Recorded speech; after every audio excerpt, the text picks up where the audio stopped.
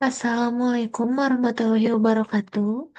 Nama saya Rahmawati Ningsi. Saya akan mempresentasikan praktikum machine learning modul 7 yang berupa materi tentang key learning. Yang akan dibahas pada presentasi ini adalah apa itu key learning, kemudian proses dan kesimpulan dari praktikum ini. Pertama ada key learning. Key learning adalah algoritma pembelajaran penguatan atau reinforcement learning yang digunakan untuk melatih agen agar dapat membuat keputusan yang lebih optimal berdasarkan pengalaman. Pengalaman di sini itu berarti di mana agen itu terus belajar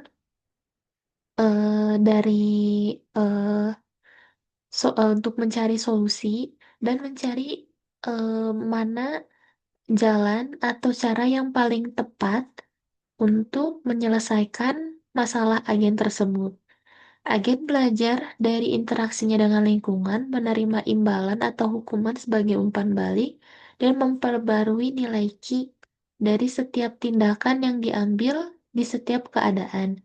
Key dalam key learning merujuk pada kualitas atau nilai yang diharapkan dari tindakan tersebut dalam konteks keadaan tertentu.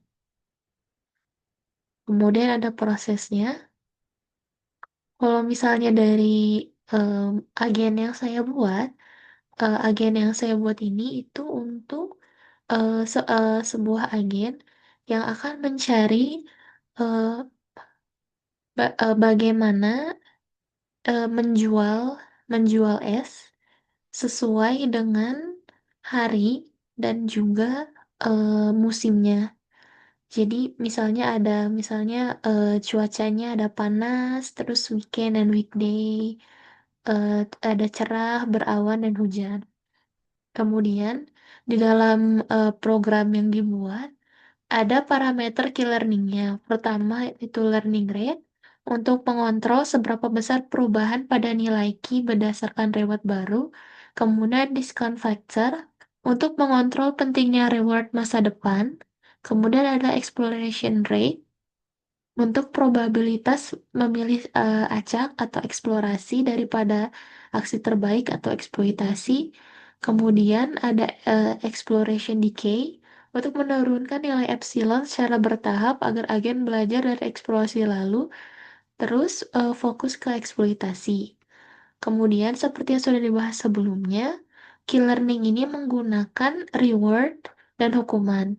Di dalam programnya terdapat fungsi reward yang digunakan untuk memberikan nilai imbalan berdasarkan tiga variabel, yaitu cuaca, hari, dan jumlah stok atau pasokan yang disiapkan atau action.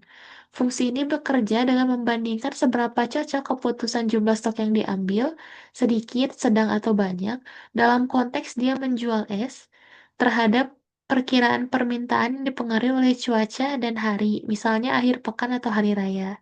Pertama, terdapat matriks probabilitas ke permintaan atau demand matrix yang menyatakan seberapa besar kemungkinan permintaan tinggi pada kombinasi cuaca dan hari tertentu. Misalnya saat cuaca panas di akhir pekan, kemungkinan permintaan tinggi hanya mencapai 0,9, sedangkan pada hujan di hari kerja hanya 0,1. Kemudian setiap pilihan action dikonversi ke nilai numerik melalui action values, di mana sedikit bernilai 0,2, sedang itu 0,5, dan banyak adalah 0,8. Setelah itu, perbedaan absolut antara stok ideal dan stok aktual akan dihitung. Semakin kecil perbedaan, artinya keputusan stok semakin sesuai dengan kondisi permintaan. Untuk mengubah perbedaan ini menjadi nilai reward, digunakan fungsi sigmoid yang dikalikan dengan 20 dan dikurangi 6. Fungsi sigmoid membuat reward berubah secara lebih halus dan progresif. Keputusan yang sangat tepat akan menghasilkan reward yang tinggi, mendekati 14, sementara keputusan yang sangat jauh dari ideal akan mendapat reward negatif atau sangat kecil, bisa mendekati -6. Kemudian ada fungsi untuk choose action. Fungsi ini bertujuan untuk memilih aksi terbaik dalam suatu kondisi atau state berdasarkan prinsip Smart Action Selection yang menggabungkan eksplorasi dan eksploitasi. Fungsi ini sangat umum digunakan dalam algoritma key learning agar agen dapat belajar dari pengalaman secara efisien. Langkah pertama adalah inisiasi key table atau membuat tabel key-nya.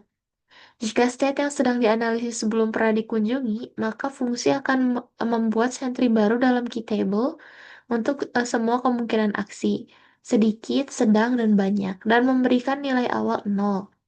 Ini penting agar setiap kombinasi state dan aksi memiliki tempat menyimpan nilai key yang akan terus diperbarui selama proses pembelajaran atau sebanyak epoch yang di set atau diberikan. Kemudian, agen memilih antara eksplorasi dan eksploitasi. Jika sebuah bilangan acak kurang dari exploration rate, maka agen akan melakukan eksplorasi dan memilih aksi secara acak dari daftar aksi yang tersedia. Ini penting untuk memastikan bahwa agen mencoba semua kemungkinan atau dia belajar untuk menjadi pengalaman, terutama di awal pembelajaran. Jika tidak ada eksplorasi, maka agen akan melakukan eksploitasi, yaitu memiliki aksi dengan nilai Q paling tinggi dalam state saat ini.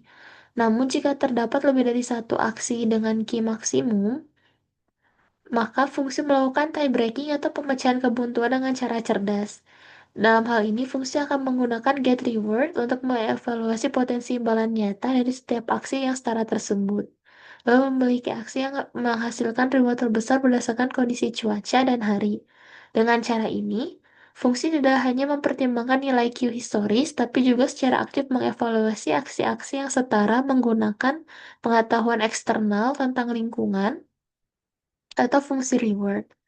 Ini membuat pemilihan aksi menjadi lebih bijak dan kontekstual sehingga mempercepat proses pembelajaran dan meningkatkan performa agen. Salah satu penerapannya ini di agen yang saya sudah tes untuk pembelajaran pertama yaitu 1000 kali epok pelatihan. Hasil setelah latih kemudian dites, akurasinya masih 37,5%. Di mana 3 dari 8 decision-nya yang baru benar.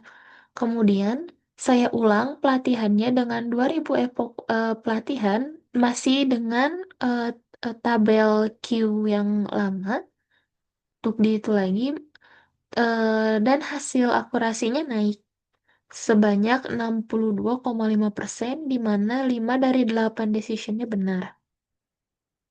Kemudian, ketika pada epok 3000, akurasinya meningkat sampai 75%, yaitu 6 dari 8 decision-nya benar. Sudah saya coba sampai 6000 EPO, dan hasilnya tuh masih stuck di 62,5. Jadi di akurasi yang paling bagus yang saya dapat itu di epoknya 3000 yang dilatih sampai 2 sampai 3 kali. Kesimpulannya, Key learning adalah sebuah algoritma pembelajaran penguatan atau reinforcement learning yang memungkinkan agen belajar mengambil keputusan optimal dari proses coba-coba dengan lingkungan atau eksplorasi dan eksploitasi yang sudah dibahas tadi. Tujuannya adalah agar agen mampu memaksimalkan total imbalan atau reward jangka panjang yang diperoleh dari interaksinya dengan lingkungan. Key learning bekerja dengan cara membangun sebuah tabel yang disebut key table yang menyimpan nilai untuk setiap kombinasi keadaan atau state dan aksi atau action.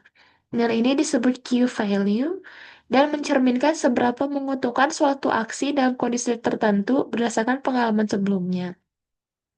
Ketika agen berada di dalam suatu state dan memiliki aksi tertentu, maka agen akan menerima reward dan berpindah ke state selanjutnya.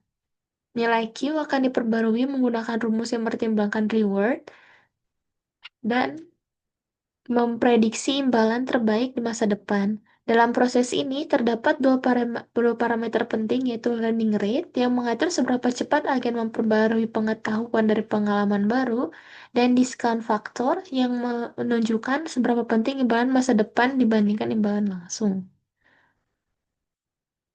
Agar proses belajar tidak hanya bergantung pada data awal yang belum lengkap, Key learning menggunakan pendekatan eksplorasi dan eksploitasi. Eksplorasi berarti agen mencoba aksi secara acak untuk menjelajahi kemungkinan baru, sedangkan eksploitasi berarti agen memiliki aksi terbaik berdasarkan pengalaman yang telah dikumpulkan.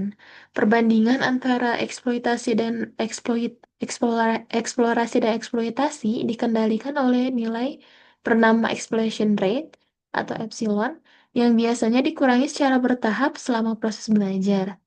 Key learning memiliki keunggulan karena tidak memerlukan model lingkungan secara eksplisit dan dapat diterapkan dalam berbagai kasus seperti permainan, robotika, hingga sistem rekomendasi. Namun, algoritma ini juga memiliki suatu keterbatasan, terutama jika jumlah state dan action terlalu banyak, sehingga key table menjadi besar dan lambat untuk belajar. Eh, dalam penerapannya juga, saya merasakan eh, tentang Kitable menjadi besar dan lambat untuk belajar. Saya belum bisa mencapai decision lebih tinggi daripada 75% meskipun epoknya sudah tinggi. Secara keseluruhan, key learning adalah metode yang efektif untuk mengajarkan agen bagaimana mengambil keputusan secara mandiri melalui pengalaman dan umpan balik dari lingkungan. Untuk modelnya sendiri, saya akan demokan.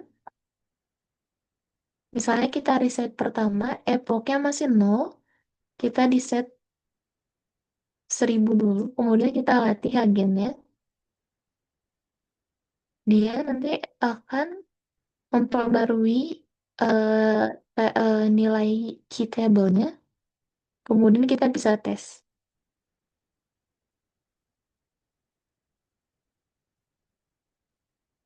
Bisa dilihat akurasinya masih 50%, sudah cukup bagus, tapi kita bisa tambah epoknya, kemudian dilatih lagi.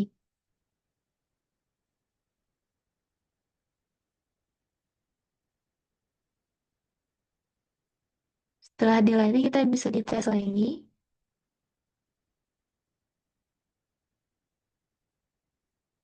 Dia bisa saja menurun. Kita bisa dilatih lagi.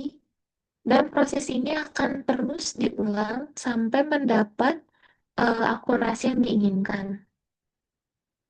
Coba kita tes lagi.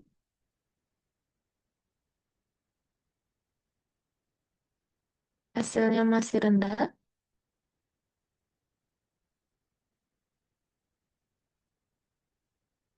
Ada peningkatan. Dan ini kita harus terus-terus melatih dan mengecek epoch mana yang cocok. Dan kemudian dites lagi untuk mengetahui bagaimana eh, agen dapat mendapatkan akurasi yang tinggi dengan menggunakan metode key learning. Mungkin sekian dari saya. Em, em, Lebih kurangnya mohon dimaklumi. Wassalamualaikum warahmatullahi wabarakatuh.